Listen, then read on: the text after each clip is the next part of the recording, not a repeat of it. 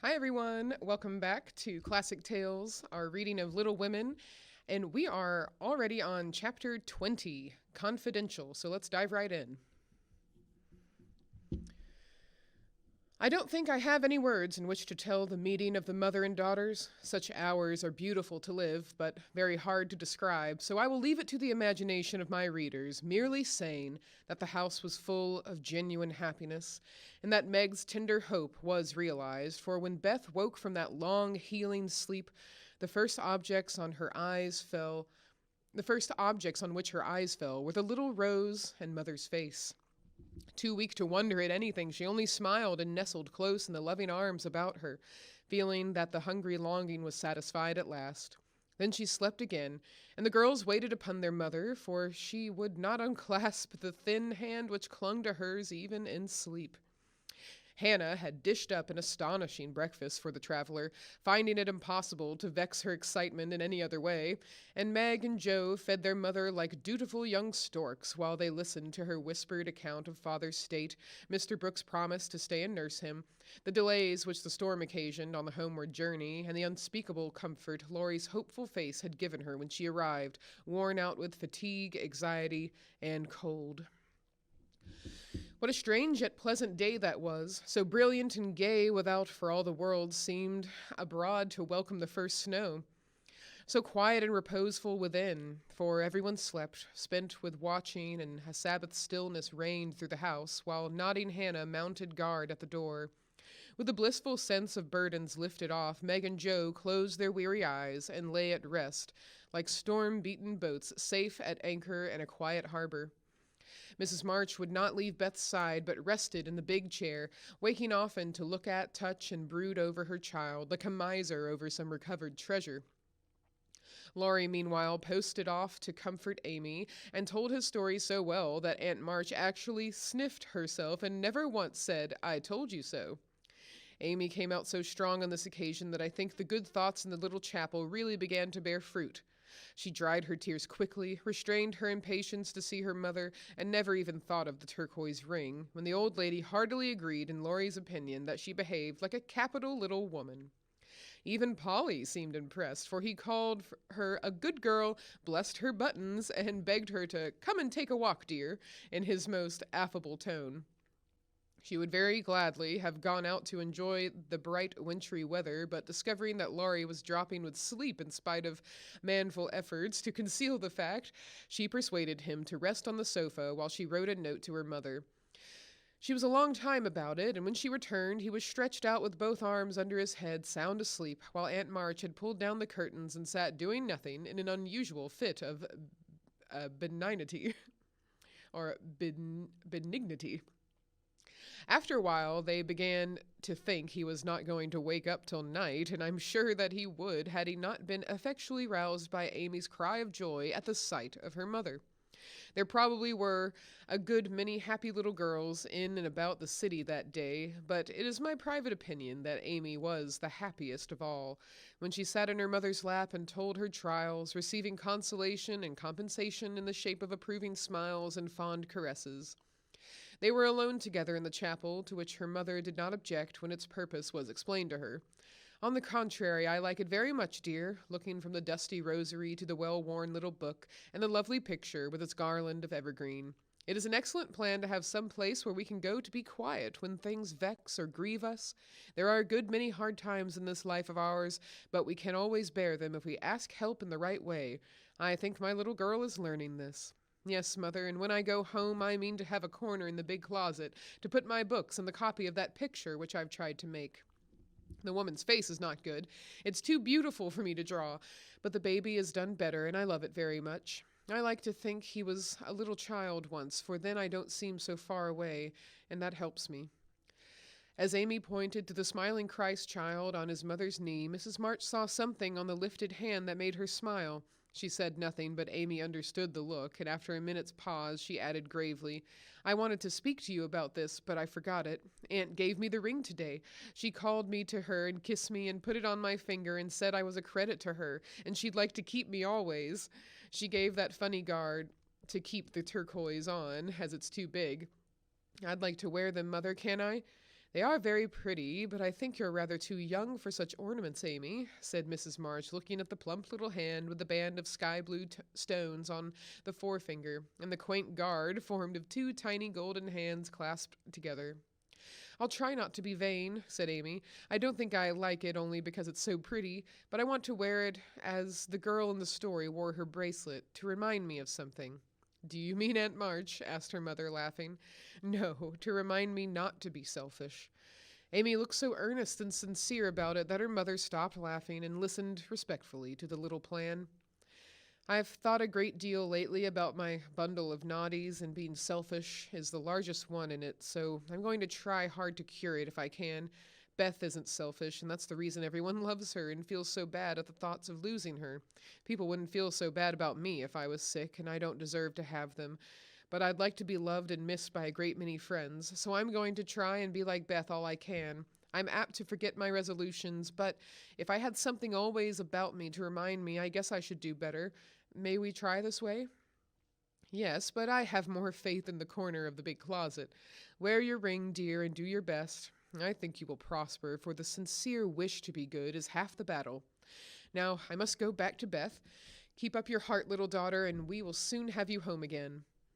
That evening, while Meg was writing to her father to report the traveler's safe arrival, Jo slipped upstairs into Beth's room, and finding her mother in her usual place, stood a minute twisting her finger in her hair, with a worried gesture and an undecided look. What is it, dearie? Asked Mrs. March, holding out her hand with a face which invited confidence. I want to tell you something, Mother. About Meg? How quickly you guessed! Yes, it's about her, and though it's a little thing, it fidgets me. Beth is asleep. Speak low and tell me all about it. That Moffat hasn't been here, I hope? Asked Mrs. March, rather sharply. No, I should have shut the door in his face if he had, said Jo, settling herself on the floor at her mother's feet. Last summer, Meg left a pair of gloves over at the Lawrences', and only one was returned. We forgot about it, till Teddy told me that Mr. Brooke had it. He kept it in his waistcoat pocket, and once it fell out and Teddy joked about it, and Mr. Brooke owned that he liked Meg but didn't dare say so. She was so young and he so poor. Now isn't it a dreadful state of things? Do you think Meg cares for him? Asked Mrs. March with an anxious look. Mercy me, I don't know anything about love and such nonsense, cried Jo, with a funny mixture of interest and contempt. In novels, the girls show it by starting and blushing, fainting away, growing thin, and acting like fools. Now Meg does not do anything of the sort. She eats and drinks and sleeps like a sensible creature. She looks straight in my face when I talk about that man, and only blushes a little when Teddy jokes about lovers. I forbid him to do it, but he doesn't mind me as he ought. Then you fancy that Meg is not interested in John? Who? Cried Jo, staring. Mr. Brooke. I call him John now. We fell into the way of doing so at the hospital, and he likes it. Oh, dear, I know you'll take his part. He's been good to father, and you won't send him away, but let Meg marry him if she wants to. Mean thing, to go petting Papa and helping you, just to wheedle you into liking him. And Jo pulled her hair again with a wrathful tweak. My dear, don't get angry about it, and I will tell you how it happened.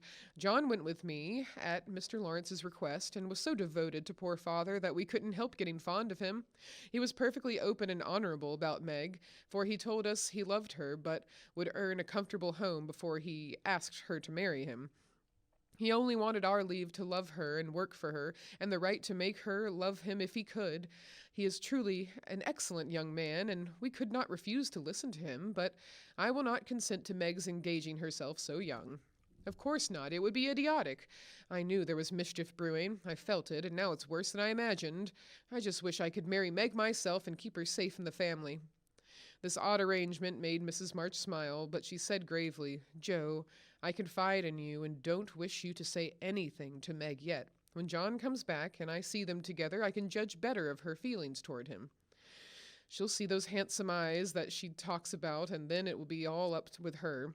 She's got such a soft heart it will melt like butter in the sun if anyone looks sentimentally at her. She read the short reports he sent more than she did your letters, and pinched me when I spoke of it, and likes brown eyes, and doesn't think John an ugly name, and she'll go and fall in love, and there's an end of peace and fun and cozy times together. I see it all. They'll go lovering around the house, and we shall have to dodge. Meg will be absorbed and no good to me any more. Brooke will scratch up a fortune somehow, carry her off, and make a hole in the family, and I shall break my heart, and everything will be abominably uncomfortable.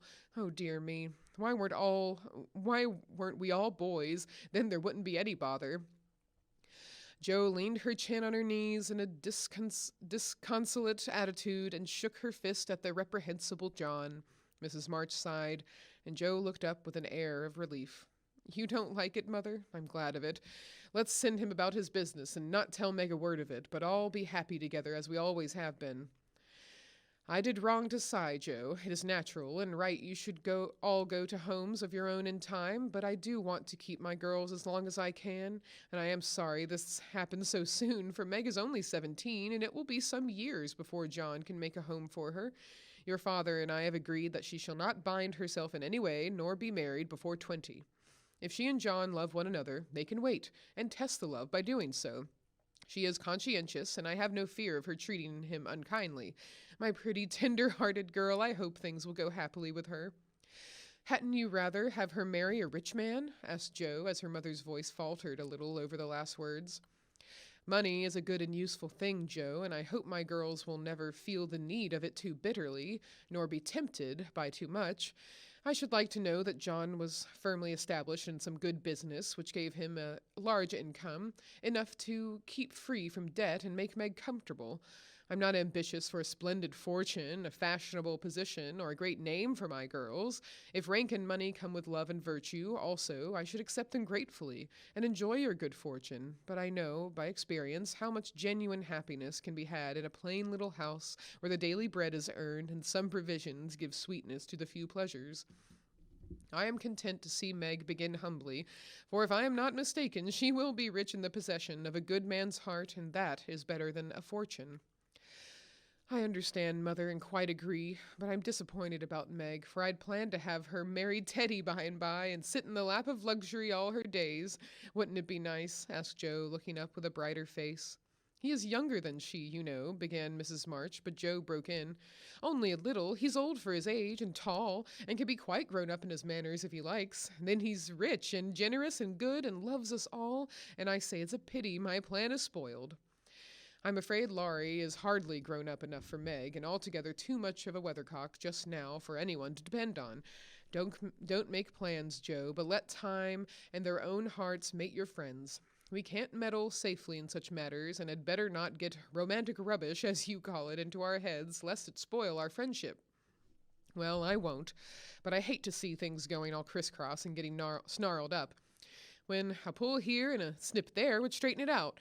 I wish wearing flat irons on our heads would keep us from growing up, but buds will be roses and kittens cats, more's the pity. What's that about flat irons and cats? Asked Meg as she crept into the room with the finished letter in hand. Only one of my stupid speeches. I'm going to bed. Come, Peggy, said Jo, unfolding herself like an animated puzzle. Quite right, and beautifully written. Please add that I send my love to John, said Mrs. March as she glanced over the letter and gave it back. Do you call him John? Asked Meg, smiling, with her innocent eyes looking down into her mother's. Yes, he has been like a son to us, and we are very fond of him, replied Mrs. March, returning the look with a keen one. I'm glad of that. He is so lonely. Good night, Mother dear. It is so inexpressibly comfortable to have you here, was Meg's answer.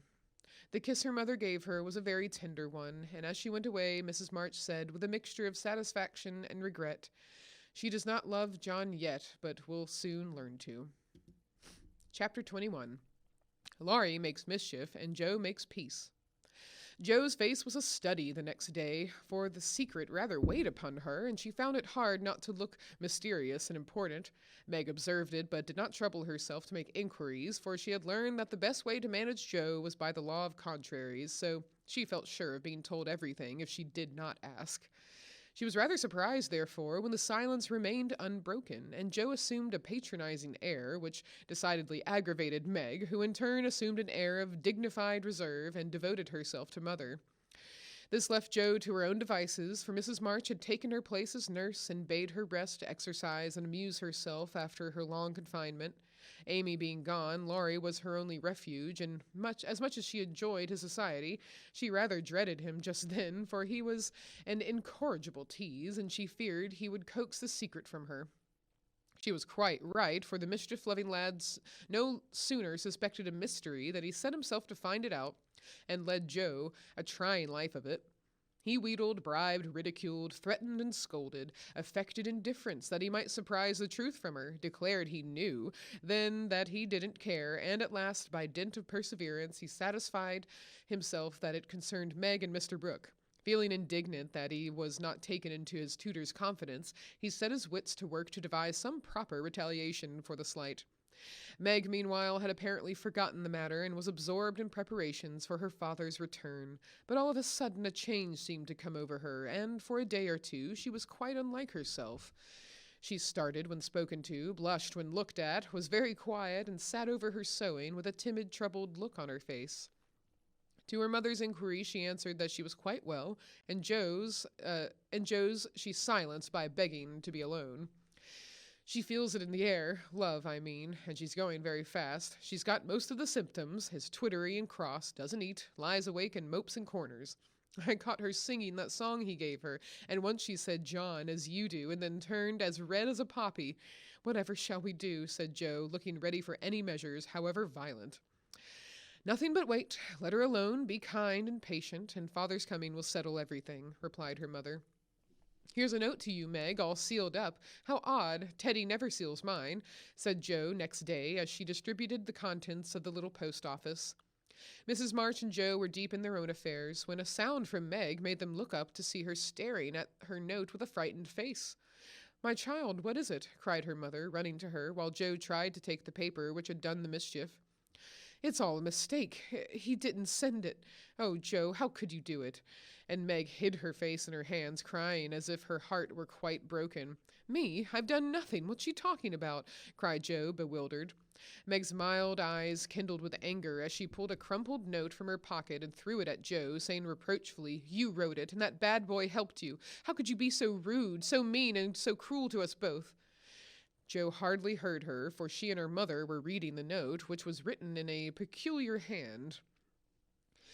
My dearest Margaret, I can no longer restrain my passion and must know my fate before I return. I dare not tell your parents yet, but I think they would consent if they knew that we adored one another. Mr. Lawrence will help me to some good place, and then, my sweet girl, you will make me happy. I implore you to say nothing to your family yet, but to send one word of hope through Laurie to your devoted John. Oh, the little villain! That's the way he meant to pay me for keeping my word to mother. I'll give him a hearty scolding and bring him over to beg pardon, cried Jo, burning to execute immediate justice. But her mother held her back, saying with a look she seldom wore, Stop, Jo, you must clear yourself first. You have played so many pranks that I'm afraid you have had a hand in this. On my word, Mother, I haven't. I never saw that note before and don't know anything about it, as true as I live, said Jo, so earnestly that they believed her. If I had taken part in it, I'd have done it better than this, and have written a sensible note. I should think you'd have known Mr. Brooke wouldn't write such stuff as that, she added, scornfully tossing down the paper. It's like his writing, faltered Meg, comparing it with the note in her hand. Oh, Meg, you didn't answer it, cried Mrs. March quickly. Yes, I did, and Meg hid her face again, overcome with shame. Here's a scrape. Do let me bring that wicked boy over to explain and be lectured. I can't rest till I get a hold of him. And Jo made for the door again. Hush, let me handle this, for it is worse than I thought. Margaret, tell me the whole story, commanded Mrs. March, sitting down by Meg, yet keeping hold of Jo, lest she should fly off. I received the first letter from Laurie, who didn't look as if he knew anything about it, began Meg, without looking up. I was worried at first and meant to tell you. Then I remembered how you liked Mr. Brooke, so I thought you wouldn't mind if I kept my little secret for a few days. I'm so silly that I like to think no one knew. And while I was deciding what to say, I felt like the girls in books who have such things to do. Forgive me, Mother, I'm paid for my silliness now. I never can look at him in the face again. What did you say to him? Asked Mrs. March. I only said that I was too young to do anything about it yet, that I didn't wish to have secrets from you, and he must speak to father. I was very grateful for his kindness, and would be his friend, but nothing more for a long while. Mrs. March smiled, as if well pleased, and Jo clapped her hands, exclaiming with a laugh, "You are almost equal to Caroline Percy, who was a pattern of prudence. Tell on, Meg, what did he say to that?" "He writes in a different way entirely, telling me that he never sent any love letter at all, and is very sorry that my roguish sister Jo should take liberties with our names. It's very kind and respectful, but think how dreadful for me." Meg leaned against her mother, looking an image of despair, and Jo tramped about the room, calling Laurie names. All of a sudden, she stopped, caught up the two notes, and after looking at them closely, said decidedly, "I don't believe Brooke ever saw either of these letters. Teddy wrote both, and keeps yours to crow over with me because I wouldn't tell him my secret." "Don't have any secrets, Jo. Tell it to mother and keep out of trouble, as I should have done," said Meg, warningly. "Bless you, child, mother told me." "That will do, Jo. I'll comfort Meg while you go and get Laurie. I shall sift the matter to the bottom and put a stop to such pranks at once." Away ran Jo, and Mrs. March gently told Meg Mr. Brooke's real feelings. "Now, dear, what are you own? Do you love him enough to wait till he can make a home for you, or will you keep yourself quite free for the present?" "I've been so scared and worried. I don't want to have anything to do with lovers for a long while, perhaps never," answered Meg petulantly. "If John doesn't know anything about this nonsense, don't tell him, and make Jo and Laurie hold their tongues. I won't be deceived and plagued and made a fool of. It's a shame." Seeing Meg's usually gentle temper was roused and her pride hurt by this mischievous joke, Mrs. March soothed her by promises of entire silence and great discretion for the future. The instant Laurie's step was heard in the hall, Meg fled into the study, and Mrs. March received the culprit alone. Jo had not told him why he was wanted, fearing he wouldn't come, but he knew the minute he saw Mrs. March's face, and stood twirling his hat with a guilty air which convicted him at once. Jo was dismissed, but chose to march up and down the hall like a sentinel, having some fear that the prisoner might bolt. The sound of voices in the parlor rose and fell for half an hour, but what happened during that interview the girls never knew. When they were called in, Laurie was standing by their mother with such a penitent face that Jo forgave him on the spot, but did not think it wise to betray the fact. Meg received his humble apology, and was much comforted by the assurance that Brooke knew nothing of the joke. "I'll never tell him to my dying day. Wild horses shan't drag it out of me, so you'll forgive me, Meg, and I'll do anything to show how out and out sorry I am," he added, looking very much ashamed of himself. "I'll try, but it was a very ungentlemanly thing to do. I didn't think you could be so sly and malicious, Laurie," replied Meg, trying to hide her maidenly confusion under a gravely reproachful air. "It was altogether abominable, and I don't deserve to be spoken to for a month. But you will, though, won't you?" And Laurie folded his hands together with such an imploring gesture, and rolled up his eyes in such a meekly repentant way, as he spoke in his irresistibly persuasive tone, that it was impossible to frown upon him in spite of his scandalous behavior. Meg pardoned him, and Mrs. March's grave face relaxed in spite of her efforts to keep sober, when she heard him declare that he would atone for his sins by all sorts of penances, and abase himself like a worm before the injured damsel. Jo stood aloof, meanwhile, trying to harden her heart against him, and succeeding only in primming up her face into an expression of entire disapprobation. Laurie looked at her once or twice, but as she showed no sign of relenting, he felt injured, and turned his back on her till the others were done with him, when he made her a low bow and walked off without a word. As soon as he had gone, she wished she had been more forgiving, and when Meg and her mother went upstairs, she felt lonely and longed for Teddy. After resisting for some time, she yielded to the impulse, and armed with a book to return, went over to the big house. "Is Mr. Lawrence in?" asked Jo of a housemaid who was coming downstairs. "Yes, miss, but I don't believe he's seeable just yet." "Why not? Is he ill?" No, miss, but he's had a scene with Mr. Laurie, who is in one of his tantrums about something, which vexes the old gentleman, so I doesn't go near him." "Where is Laurie?" "Shut up in his room, and he won't answer, though I've been a-tapping. I don't know what's to become of the dinner, for it's ready, and there's no one to eat it." "I'll go and see what the matter is. I'm not afraid of either of them." Up went Jo and knocked smartly on the door of Laurie's little study. "Stop that, or I'll open the door and make you," called out the young gentleman in a threatening tone. Joe immediately knocked again. The door flew open, and in she bounced before Laurie could recover from his surprise. Seeing that he really was out of temper, Joe, who knew how to manage him, assumed a contrite expression, and going artistically down upon her knees, said meekly, "Please forgive me for being so cross. I came to make it up, and I can't go away till I have." "It's all right. Get up and don't be a goose, Joe," was the cavalier reply to her petition.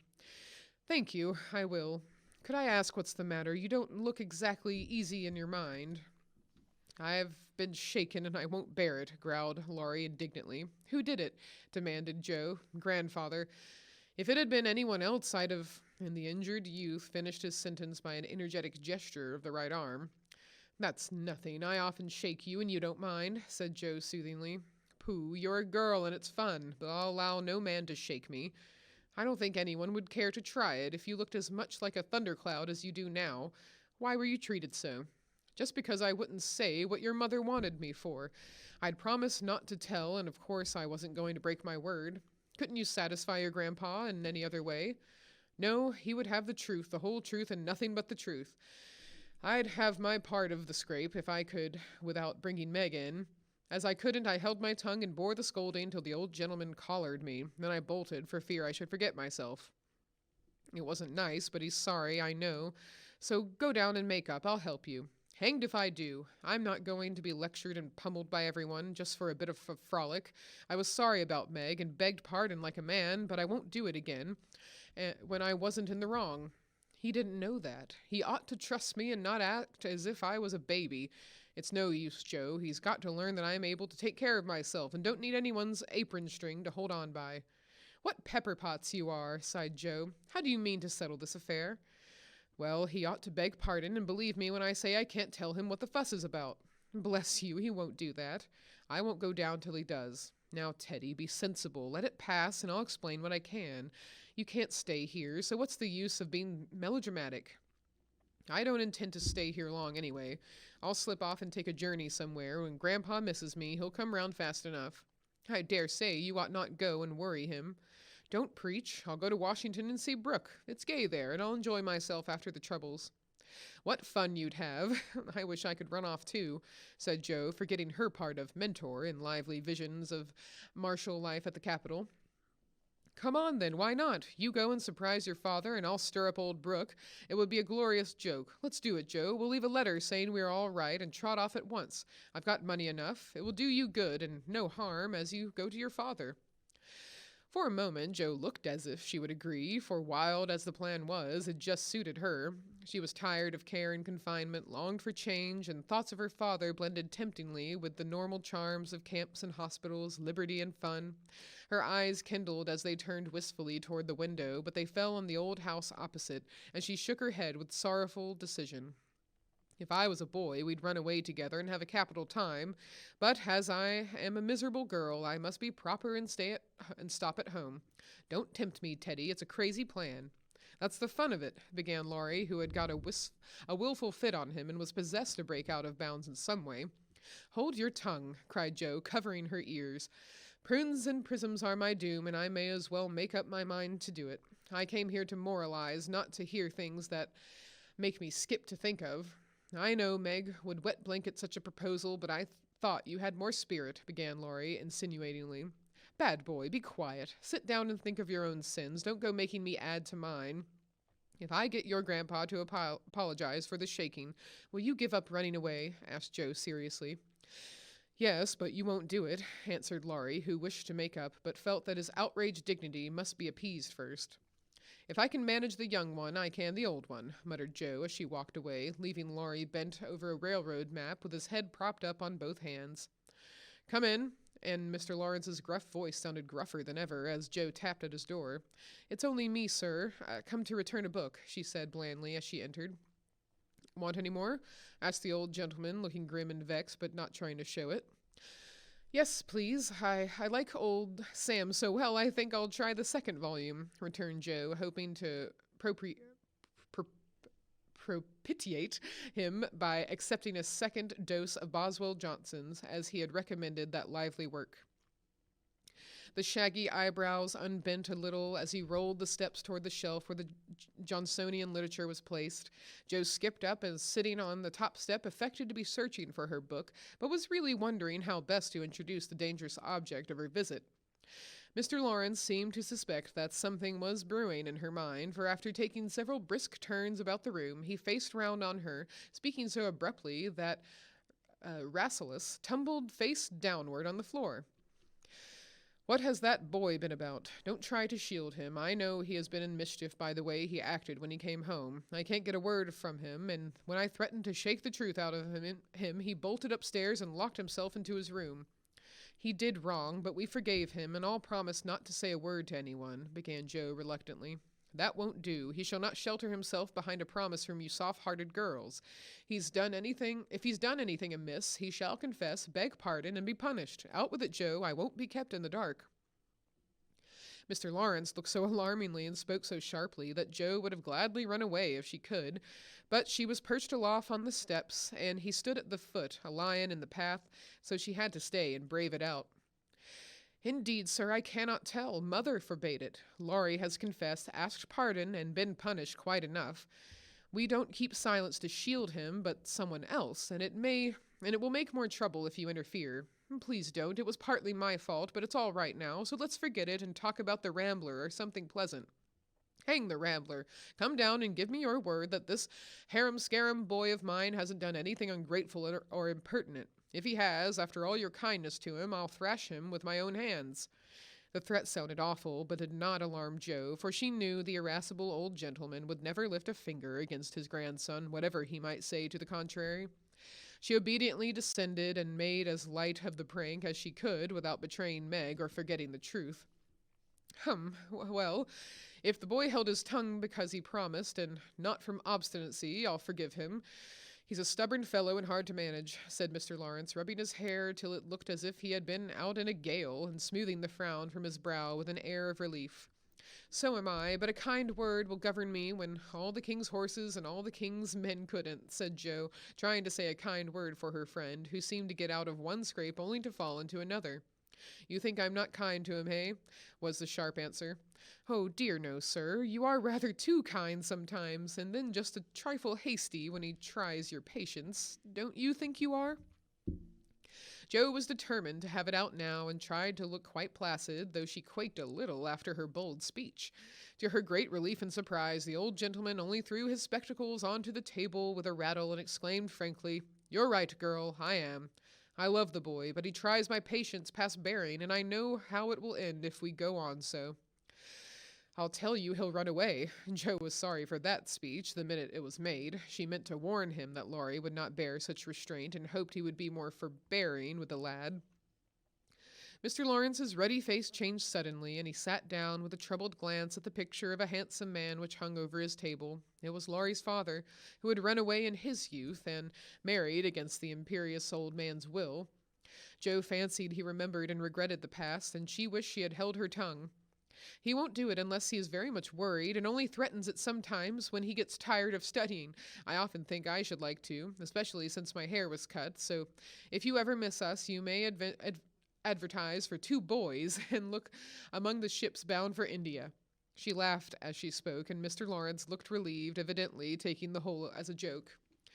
"You hussy, how dare you talk in that way? Where's your respect for me and your proper bringing up? Bless the boys and girls, what torments they are! Yet we can't do without him," he said, pinching her cheeks good-humoredly.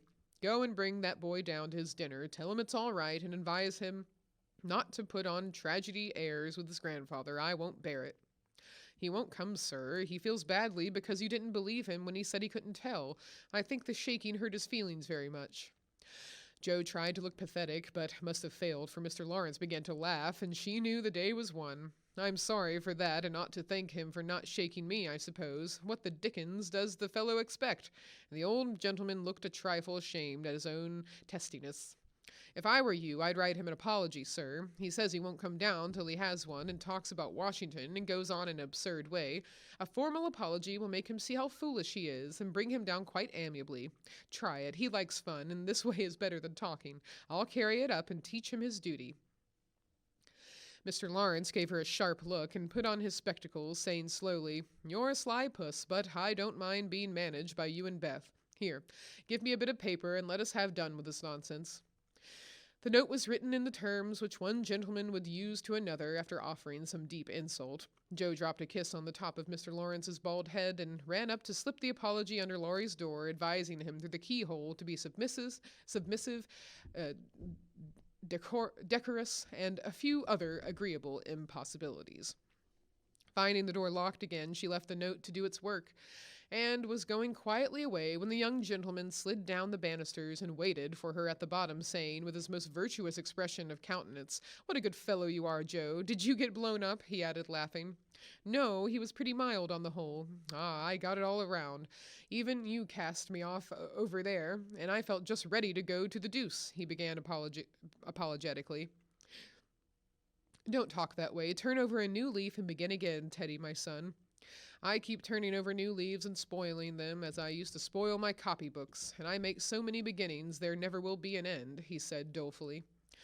"Go and eat your dinner. You'll feel better after it. Men always croak when they are hungry," and Joe whisked out the front door after that.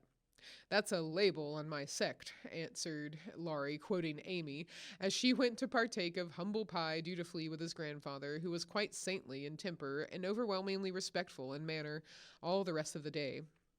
Everyone thought the matter ended and the little cloud blown over, but the mischief was done, for, though others forgot it, Meg remembered. She never alluded to a certain person, but she thought of him a good deal, dreamed dreams more than ever, and once Joe, rummaging her sister's desk for stamps, found a bit of paper scribbled over with the words, "Mrs. John Brooke," whereat she groaned tragically and cast it into the fire, feeling that Laurie's prank had hastened the evil day for her.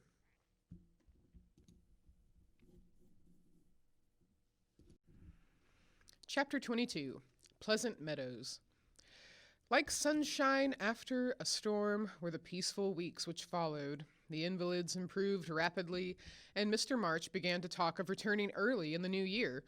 Beth was soon able to lie on the study sofa all day, amusing herself with the well-beloved cats at first, and in time with dolls' sewing, which had fallen sadly behindhand.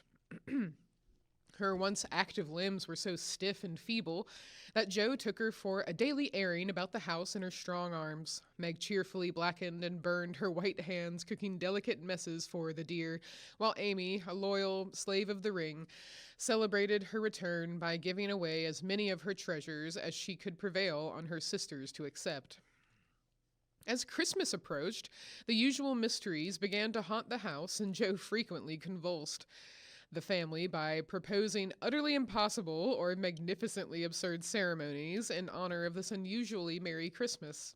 Laurie was equally impracticable and would have had bonfires, skyrockets, and triumphal arches, if he had his own way.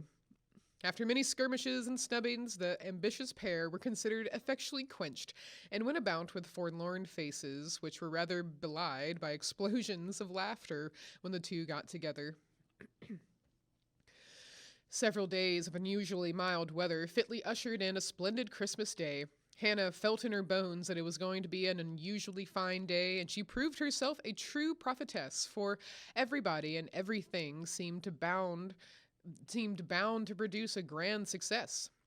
To begin with, Mr. March wrote that he should soon be with them. Then Beth felt uncommonly well that morning, and being dressed in her mother's gift, a soft crimson merino wrapper, was borne in high triumph to the window to behold the offering of Joe and Laurie. The Unquenchables had done their best to be worthy of the name, for like elves they had worked by night and conjured up a comical surprise. Out in the garden stood a stately snow maiden, crowned with holly, bearing a basket of fruit and flowers in one hand, and a great roll of music in the other, a perfect rainbow of an Afghan round her chilly shoulders, and a Christmas carol issuing from her lips on a pink paper streamer. The Jungfrau to Beth. God bless you, dear Queen Bess. May nothing you dismay, but health and peace and happiness be yours this Christmas day. Here's fruit to feed our busy bee, and flowers for her nose. Here's music for her peony, an Afghan for her toes. A portrait of Joanna C. by Raphael No. 2, who labored with great industry to make it fair and true. Except a ribbon red, I beg, for Madame Purr's tail, and ice cream made by lovely Peg, a Mont Blanc in a pail. Their dearest love my makers laid within my breast of snow, accept it and the Alpine maid from Laurie and from Joe. How Beth laughed when she saw it, how Laurie ran up and down to bring in the gifts, and what ridiculous speeches Joe made as she presented them. I'm so full of happiness that if Father was only here I couldn't hold one drop more, said Beth, quite sighing with contentment, as Joe carried her off to the study to rest after the excitement, and to refresh herself with some of the delicious grapes that young Frau had sent her. So am I, added Joe, slapping the pocket wherein reposed the long-desired Undine and Sintram. I'm sure I am, echoed Amy, poring over the engraved copy of the Madonna and Child which her mother had given her in a pretty frame. Of course I am, cried Meg, smoothing the silvery folds of her first silk dress, for Mr. Lawrence had insisted on giving it. How can I be otherwise, said Mrs. March gratefully, as her eyes went from her husband's letter to Beth's smiling face, and her hand caressed the brooch made of gray and golden, chestnut and dark brown hair, which the girls had just fastened on her breast. Now and then in this workday world, things do happen in the delightful storybook fashion, and what a comfort it is. Half an hour after everyone had said they were so happy they could only hold one drop more, the drop came. Laurie opened the parlor door and popped his head in very quietly. He might just as well have turned a somersault and uttered an Indian war whoop, for his face was so full of suppressed excitement and his voice so treacherously joyful that everyone jumped up, though he only said in a queer, breathless voice, "Here's another Christmas present for the March family." Before the words fell out of his mouth, he was whisked away somehow, and in his place appeared a tall man, muffled up to the eyes, leaning on the arm of another tall man who tried to say something and couldn't. Of course, there was a general stampede, and for several minutes everybody seemed lost to their wits, for the strangest things were done and no one said a word. Mr. March became invisible in the embrace of 4 pairs of loving arms. Jo disgraced herself by nearly fainting away and had to be doctored by Laurie in the china closet. Mr. Brooke kissed Meg entirely by mistake, as he somewhat incoherently explained, and Amy, the dignified, tumbled over a stool, and never stopping to get up, hugged and cried over her father's boots in the most touching manner. Mrs. March was the first to recover herself, and held up her hand with a warning, "Hush, remember Beth." But it was too late. The study door flew open, the little red wrapper appeared on the threshold, joy put strength into the feeble limbs, and Beth ran straight into her father's arms. Never mind what happened just after that, for the full hearts overflowed, washing away the bitterness of the past and leaving only the sweetness of the present. It was not at all romantic, but a hearty laugh set everybody straight again, for Hannah was discovered behind the doors sobbing over the fat turkey which she had forgotten to put down when she rushed up from the kitchen.